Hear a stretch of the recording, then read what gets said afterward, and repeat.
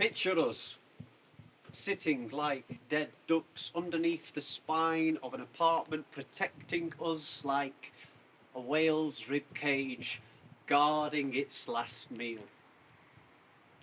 Where we could not carry life, we carried ulcers.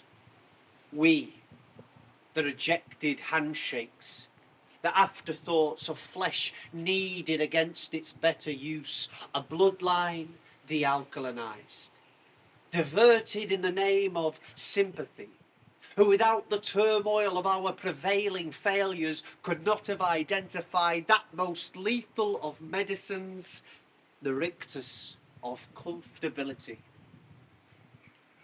We found the uncommon strength to act against our inheritance.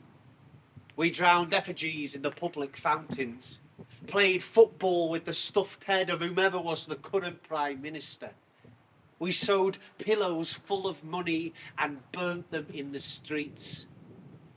We learned by example and played well the embodiment of tyrants whom treated their vessels as vassal states to subserviate every impulse and whim. I told you I wanted to gouge out the eyes, but you said it was best to leave the gentry unsupervised, for with enough time, those insatiable and never satisfied always wound up eating themselves. The world could best be understood as one huge shipping container, caught adrift on a portion of ocean beyond the cartographer's reach, locked shut and bolted tight, teeming with a clotted mass of rats. Morality could not hope to outlast the demands of the ravener's stomach. You own dozens of crude mouths, but your favourite was the forked. And when I breached the navel of your vault, I felt the warmth of a well-kept abortion. And when I returned, I was drowned in black tar and feathers. I never knew someone else held the capacity to store so much hate. As enclosed as a moth to its sealed fate, I was as at peace with my helplessness as a kite within the eye of a hurricane. Treason was our sport and reason our ridicule.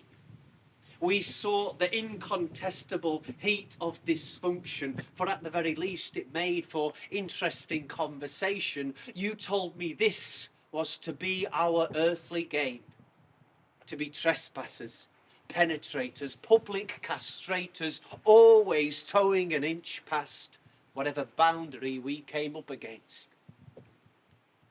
Yet all the while, I heard nothing, except for immature revelations and old souls doomed to repeat their former mistakes.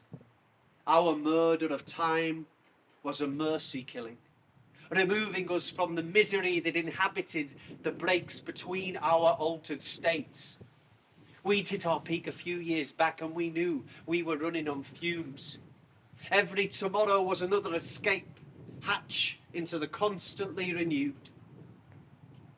And where our convictions slipped and we saw our nudes flailing and trailing behind, we fed each other the necessary lie.